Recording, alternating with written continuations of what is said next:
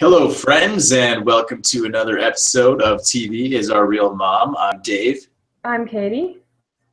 And today's episode, we're going to discuss Survivor Second Chance, Episode 6, entitled Bunking with the Devil.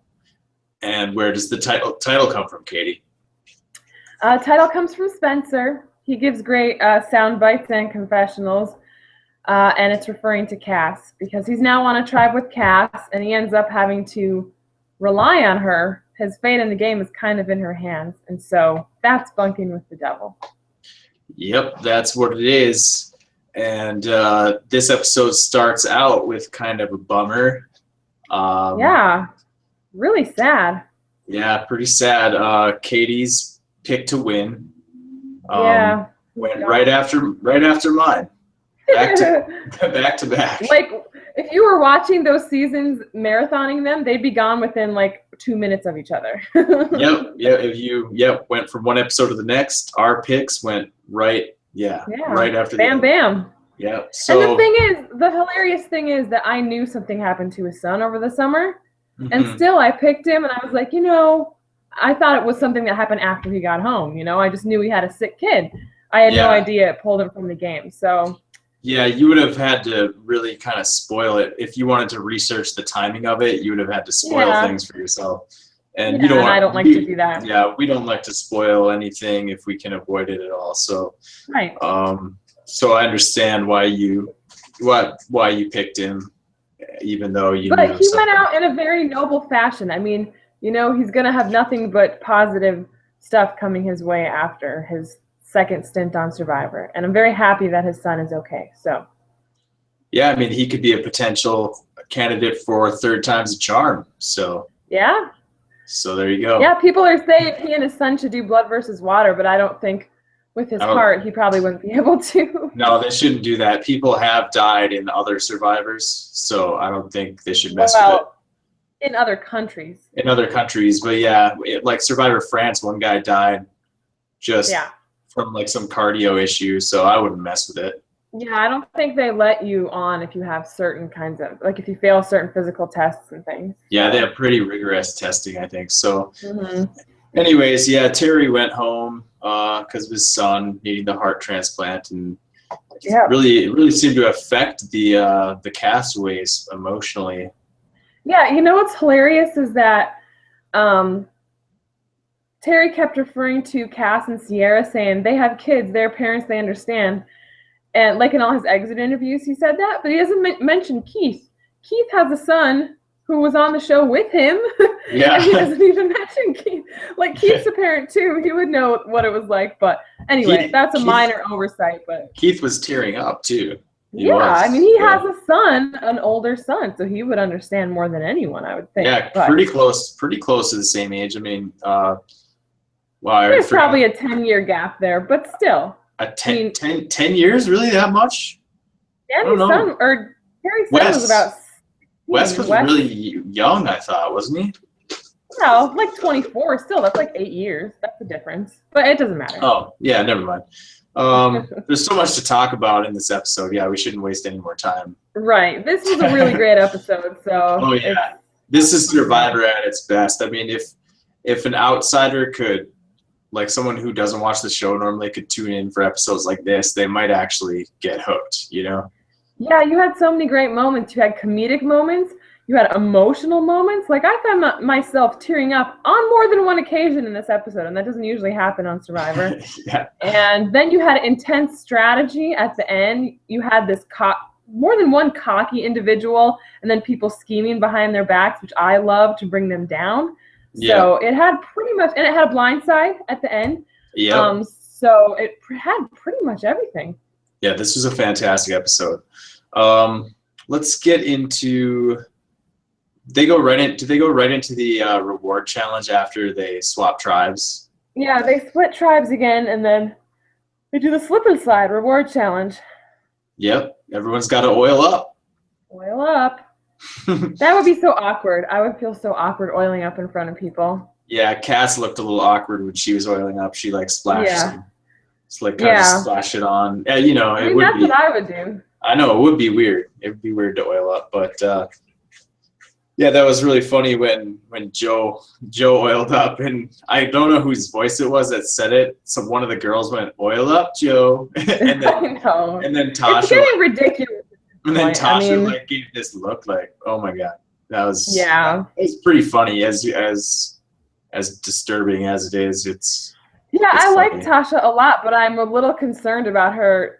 Not that she has like a serious crush on him or anything, but I think everyone is infatuated with Joe on some level, other than Steven.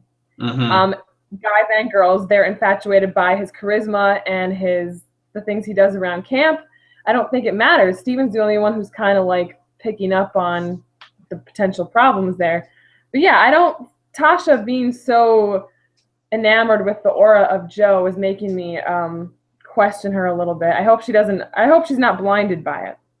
Yeah, that's a good point. I think she could be. I think Cass is too. Yeah, no, I think Joe is really turning on the charm because, I mean, he obviously feels really comfortable. He doesn't seem paranoid at all. No. Which makes you wonder, he must be in pretty good with these people if he feels that good about it, you know? Yeah, I mean, he thinks he's still solid with Jeremy and those guys despite being away from him. And Jeremy isn't infatuated with Joe, but he sees the value of having Joe around for his own protection. But that's gonna, if he keeps him around too long, that's gonna work against him because Jeremy's not good in challenges and Joe is, and Joe's working on his strategy more this game too, so it could end up hurting Jeremy.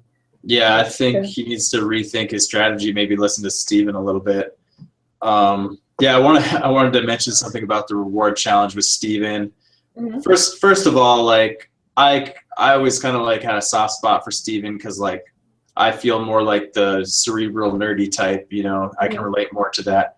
But man, is he like, he's really bad athletically. He is like terrible, man. I can't, like, I am not that bad. Like, I would be so much better than him in these challenges. Well, he's not graceful, but, no. And he's, I don't no, think he is like so far beyond athletic. I didn't realize how bad he was. Like, he's trying to land these rings on this post, and he's like missing by. I mean, Cass beat him. I don't think that's where. I don't think he cares that he's bad at challenges. No, he I only think cares he about knows his value is a strategic value, and despite the kind of embarrassed. I found it. If it were me, I'd be kind of embarrassed. Jeremy was like, "We believe in you. You know, you can do it." Like I would find that. I think he actually cares. Yeah. I think he's just trying to get it done in the end. Yeah, I wanted to mention that too. That I found Jeremy's little pep talk. Where's your confidence at, man? We believe in you. You got to believe in yourself, man. I hate when people do that. I hate it. It like just cuts you down. It's calling him out. It's putting him on the spot. It's like highlighting the fact that he sucks, even though he knows he sucks. Everyone knows he sucks. It's very apparent, but it's almost patronizing in a way. Yeah, and I love Jeremy, but I don't think he should have done that. Yeah, well, I've had people in my life tell me that at certain times where they're like, "You gotta have confidence in yourself, man," and it just cuts you down. It doesn't make you feel any better. It doesn't be like, "Oh, okay, I'll have confidence. All right, yeah, sure." Okay, that's what I needed. Sure, yeah, okay. Yeah, okay, I'm confident now. I'm confident now that you said something. People used to tell me all the time. Because apparently I have resting bitch face. I'm so glad there's a name for it now. But people dudes used to always tell me to smile. And I was like, who walks around smiling all the time? Idiots? Stone people? I'm not going to just walk around. It doesn't make you feel good when someone highlights something you're lacking in front of a massive group of people, So just, maybe talk to them one-on-one, but don't. Yeah, that part really irritated me because it kind of brought up some of that old stuff for me. Yeah, I don't think it was, Jeremy, I don't think has probably had confidence problems in his life. No, he's got swagger. He's very good looking. He's very outgoing. So I don't think it's been a problem for him. But then you know, neurotic, insecure, intelligent people like Steven, that doesn't come easily. So to have like a spotlight shown on it, I mean, it probably sucked. Yeah, well said. I mean, I was sure that you probably saw it the same way I did. So yeah. But one other thing about that challenge that was kind of funny was it came down to Wentworth versus Wigglesworth. Right. At the end, which is, I mean, that's showdown just, we've all been waiting for. That's just weird, right? You know. Yeah. So, and Wigglesworth did something. She won it for them. Yep. She got camera time. Yep, she sure did. And they went back. Yeah, go ahead. I saw a deleted scene with Wigglesworth on CBS today. And she was talking about her son because of what happened with Terry's son, and she was talking about her son. And she was like getting emotional. Catie? It was not good. Like, she took a long time to get her words out. She just wasn't, I mean, the camera didn't love her, and I can see why they're maybe, you know, not using her confessionals or focusing on her, because she's not very good. She just doesn't know how to deliver on the confessionals. No, she doesn't. But everybody else is really good. When you watch other deleted scenes compared to it, like Wentworth is really good, Spencer's always really good, Tasha's really good. So, you know, she's got a lot of competition too.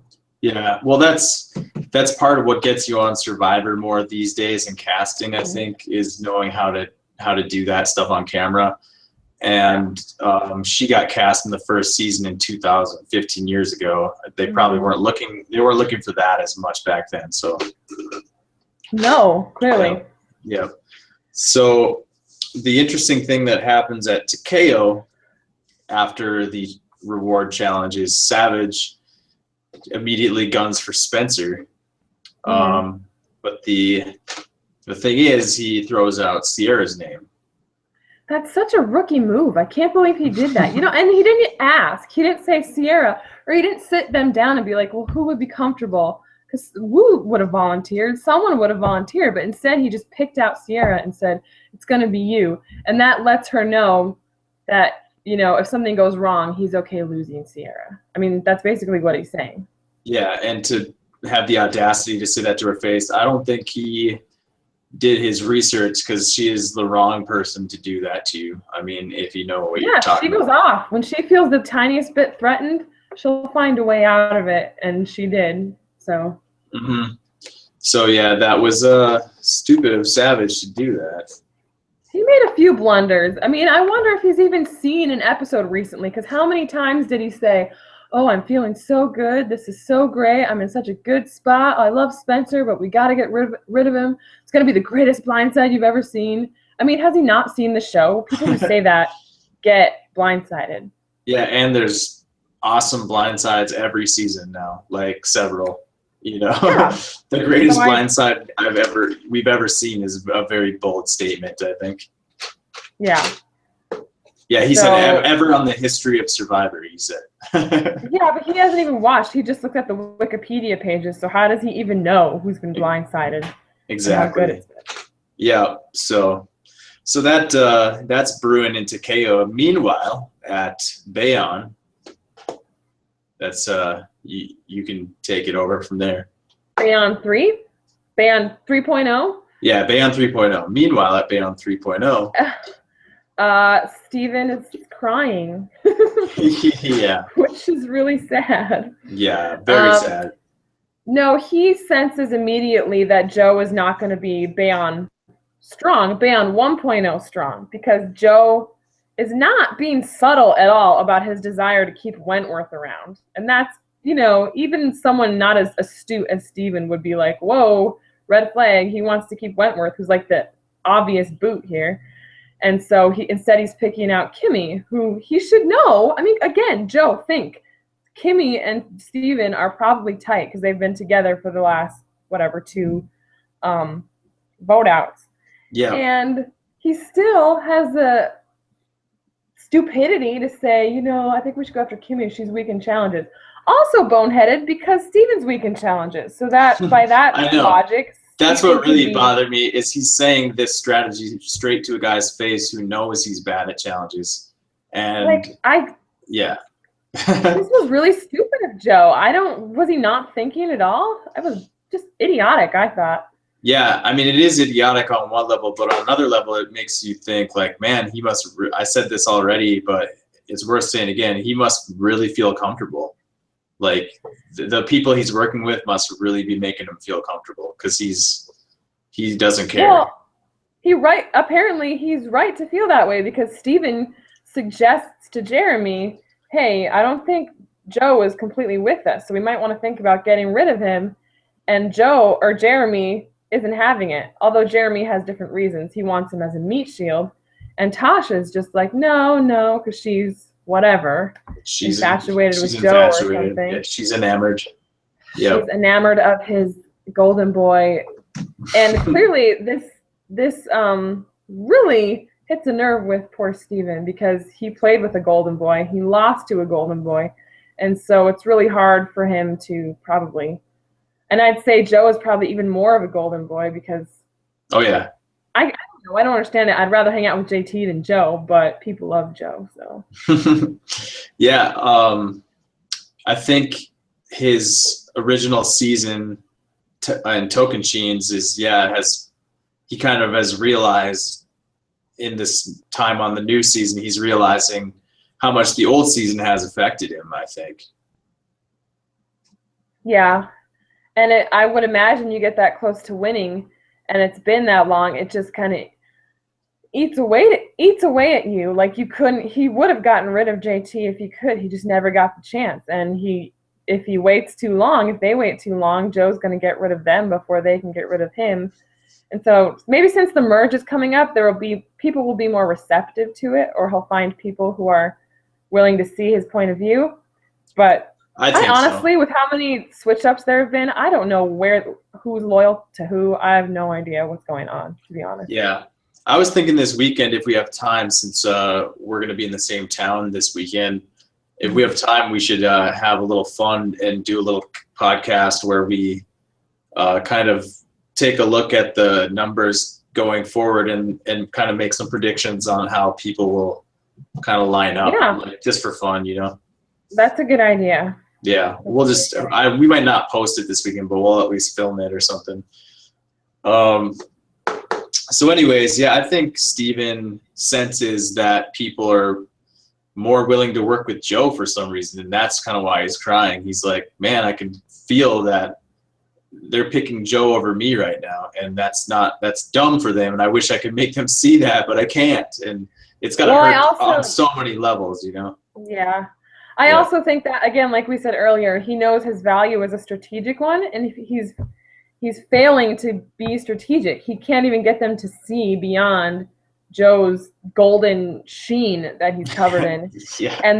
And he views that as a huge failure on his part because his only value is a strategic one. And so he's failing physically, and in that sense, he's failing strategically. But I don't think he's failing. I think it was not the right time, maybe, to bring this up, but I think people will be more open to it later.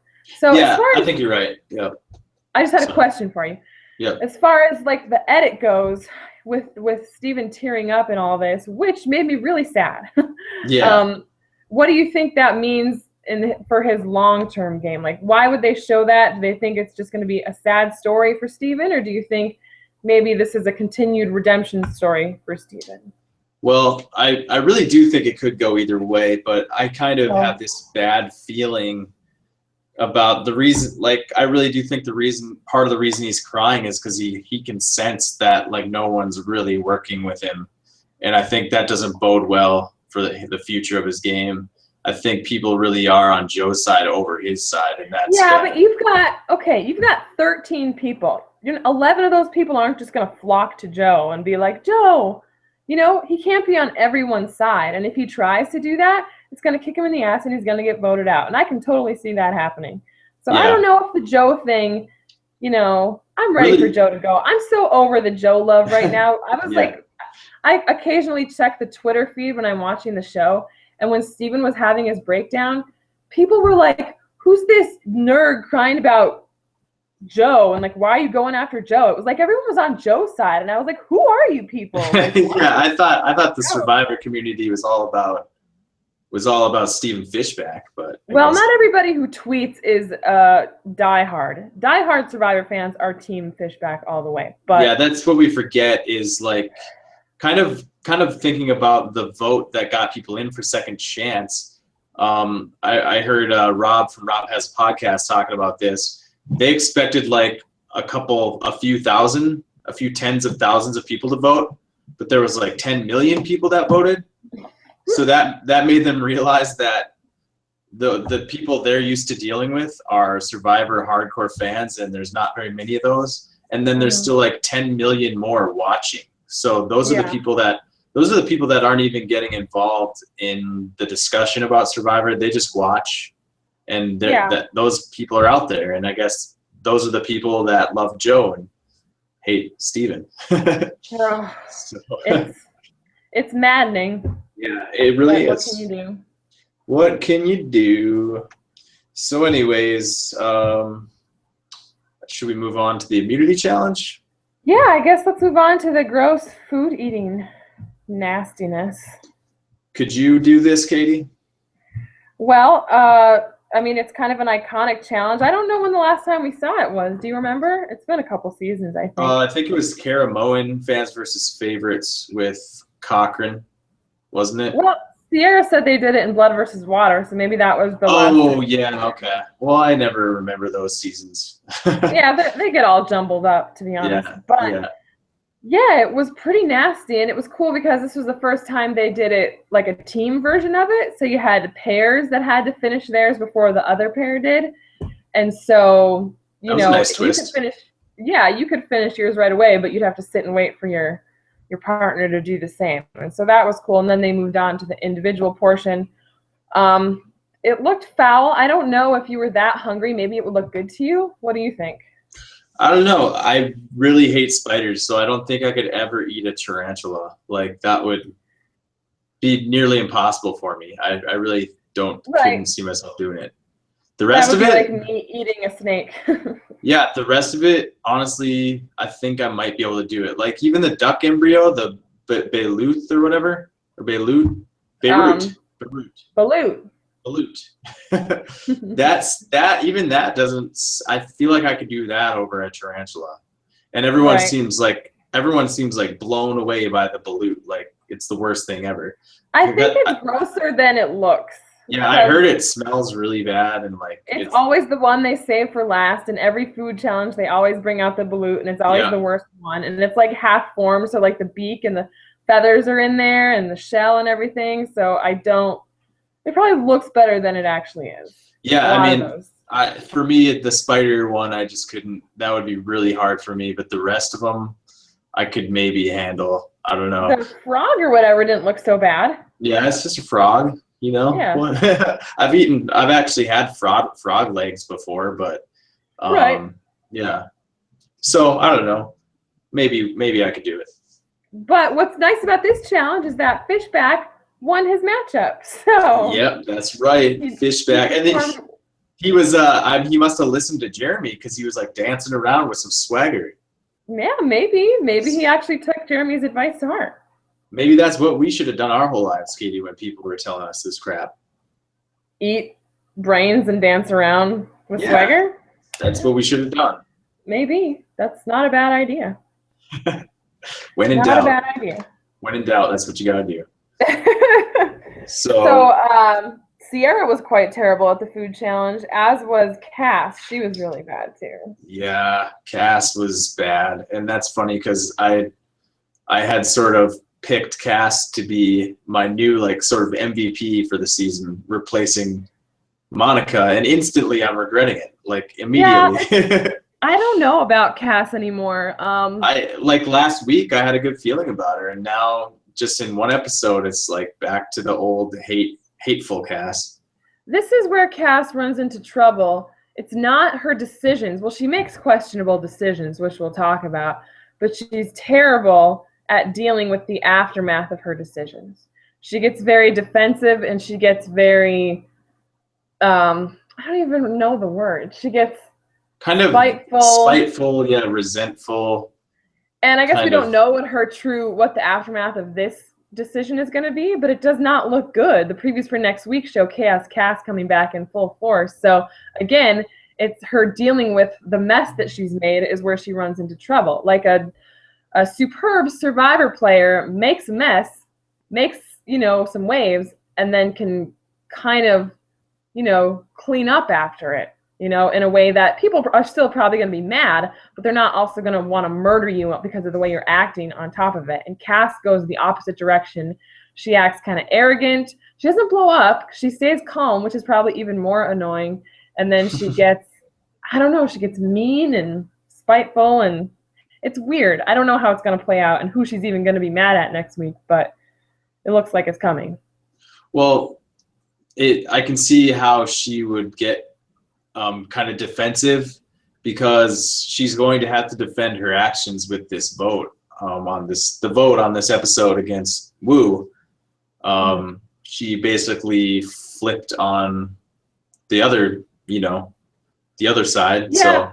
But here's my question. This was not her decision. She was just choosing who to go along with. I mean, this was all Sierra's decision, and she was trying to decide, do I need to be more loyal to Sierra, or do I need to be more loyal to Savage? So she wasn't the one, but I guess that's also what... She wasn't the only one flipping, so... No. Yeah. But that's kind of always been the role she's played. Like, someone convinces her to do something, and she kind of listens. But I don't think this was a complete Chaos Cast move. She's clearly tight with Sierra, and so she wanted to... Abby Maria plays big into this decision as well. Yeah, I don't think they showed... because I think Sierra probably would have gone for Savage, but I think Abby probably put it in their minds that they should go for Wu. Yeah, that makes a lot of sense. Yeah, because he wrote her name down 2 times, and he's dead to her. So she might have swung the target over to Wu. And they were like, yeah, as long as it's not Spencer. I really feel like Spencer had no role in saving himself this week. No, he didn't even know he was in danger. Yeah, that's what I wanted. Yeah, I wanted to touch on that. How funny it was, like Spencer's naivete in this episode. How he was really enamored with Savage. He's like, I really like Savage. I want to work with him. Yeah, I don't quite understand that, but and he even said, he even said to Cass, I feel good about Savage. I feel really good about Savage, and he had no idea that Savage was the one that's like gunning for him all the way. And Cass, of all people, is the one who told him the truth that Savage was gunning for him. So I don't know. I feel like that shows evolution for Cass. It feels like she's playing beyond the personal. And I don't think this was as crazy as a move as some people are saying it was. I think it would have been a better move to take out Savage, but they had to appease Abby. That's what this whole season's been about, basically, is appeasing Abby. Although I do want to say thank you to the CBS producers for barely showing Abby this week, because that was a nice break. Yes, yeah. But what's funny is this is an episode where Abby, it'd be nice to know what's going on with Abby, because I'm sure they'll touch on it next week. I'm sure it'll be brought up again. Yeah, I'm sure it will. But yeah, I guess either way, we should be thankful that there's less of her in this episode. Very much so. Very much so.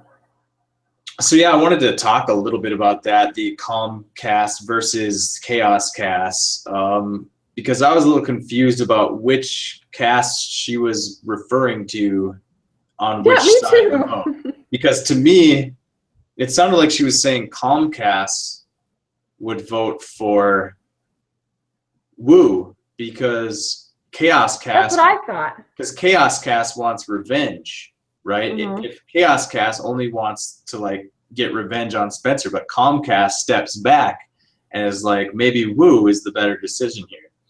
But you could also look at it the other way, that Chaos Cast would take out Wu because that would make waves, and Comcast would take out Spencer because that's the easy vote. So which one's which? I think she could have been viewed as Chaos Cass in both instances. I mean, she was upsetting someone either way. And so I was under the impression that Chaos Cast would have voted out Spencer. That's how I was looking at it. But then after the episode, people say different things. Yeah. But I do think that, either way, someone was going to be upset with her. So I don't know. There really wasn't a victory there. I don't know how to move. Again, it's the aftermath and how she deals with it that's going to determine where she sits in this game. Yeah, I'll tell you what, I kind of tend to view it the same way, that Calmcast prevailed to me, in the sense that she stepped back and made a calm decision to go this way rather than just going with her feelings and going against Spencer for revenge. She made a calm, calculated decision. And that would actually fit her narrative this season better if you look at it that way. Unfortunately, the preview for next episode kind of ruins that whole idea. Yeah, it does look a little dire for Cass, I think. Mm-hmm. But there was no victory in this decision. She was left to make a decision, and I think she's tighter with Sierra, and she wants to maintain that bond, and that's all it came down to. Right. I think that has to be it, because other than that, the move doesn't really make sense. Spencer is a much bigger threat. Mm. Yeah. Definitely. Mm-hmm. So, do we want to talk about some predictions, or do you want to save that for our podcast over the weekend? Let's just do our usual predictions and MVPs for the episode. So the preview for next week shows Merge. A merge, and this doesn't make sense to me. Why are they merging so soon? Why did they split into two tribes again and then just merge the next episode? Maybe they sensed that Spencer was doomed, and since they love Spencer so much, they're like, let's just merge, see what happens then. And yeah. I think they really same with Steven too. Yeah, I think since they're veterans, they really want to keep them on their toes. Yeah, but one vote for a merge. I'm happy it's merged, but I understand the confusion. They're probably going to be quite confused too. And also the numbers too. I really don't understand the numbers. So they don't always have to go right to jury people after the merge. Is that what you were saying? I can't remember if that's been the case, but if they do, it'll be an even numbered jury, which they have had before. So it's not unprecedented. It would just be a really big jury. A jury of 10 people seems like too many to me. I don't know. Yeah, so they might do one vote and then start the jury. But I don't know. It's weird. Second chance is a whole new ball game, so. Yep, it's kind of weird. So there's the merge, and supposedly Chaos Cast returns. I don't know how I feel about that. Yeah, I think it's probably going to be Savage she's having a confrontation with. Yeah, I would guess. Even though Savage said, if I screw up, it's on me. I mean, that's not how he's actually going to feel, because he was confident that was going to go his way. Since it didn't, he's not going to back that up. He's going to pick a fight with someone, and it's probably going to be Cass. Yep. So. Yep. And yeah, it will be fun to sort of kind of play around with the people that are left and see who might go with who, because there's so many crazy. Yeah, there's so many different past relationships that have been formed. And there have been 7 tribes, so there's loyalties. I mean, where are the loyalties? Yeah. And there's only 4 original Takeo and 9 original Bayon, so it's not going to cut down along those lines. That's too big a disparity, so it's going to be crazy. Yep, indeed. So who's your MVP for this episode? Sierra. Because she finally spoke, first of all, but also she was the one that put in plan this motion to get out Wu, even though I'm sad to see Wu go, but I think he's too pure for this game. He's too sweet for this he could game. Never catch up with the game. The game was always, just could not catch up. And it finally resulted in him getting voted out, as it should have pretty much every time. I gotta say, I'm disappointed in Wu's blindside face at his own blindside. Yeah. Wasn't that good? It's whenever someone else is getting blindsided, he's got to go. But when it's him, he's like, I'm ready to go. I've had enough of this crap. I'm done. He probably had. Yeah. Okay. My MVP would be... Man, yeah, Sierra, that's a good one. Who else is there? Steven, but I don't know. He did bad this episode. I mean, good TV. I don't think he did bad. He did bad in the challenges. He did bad in the challenges. He got kind of like, he got talking to by Jeremy. Yeah, okay. He cried. It wasn't MVP. But don't you think the fact that they're focusing on him so heavily is good for him? Yeah. I guess I'll give it to Steven because I don't want to give it to Cass, who was like the only other option. So yeah, just to show yourself that vulnerable on camera. And the funny thing about it was, you know, and this is how I would be. I'm like self-aware to a fault. Like I would be crying and know that I'm crying and be like, oh shit, I can't believe I'm crying. And he can't, you know, like that's how neurotic Steven was. He was weeping, but like, so he was so lovable in that moment. I don't know how you don't. No, it was very like him after that. Very, very good TV, and I felt for him. I really did.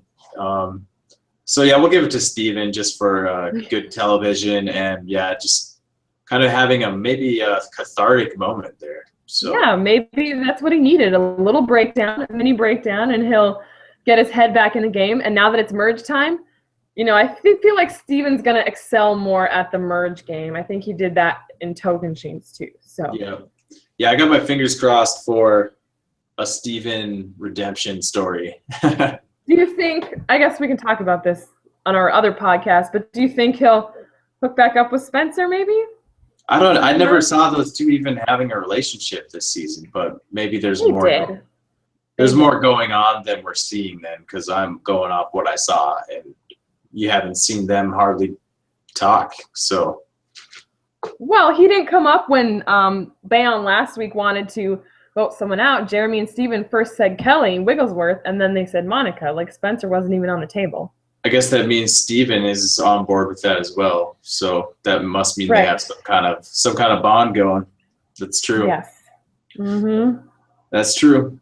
Well, yeah, we'll probably get into that next week. And we'll try to film that little prediction podcast this weekend. So, great episode. Can't wait to see what happens next week. And we will see you guys next time. Goodbye. Bye.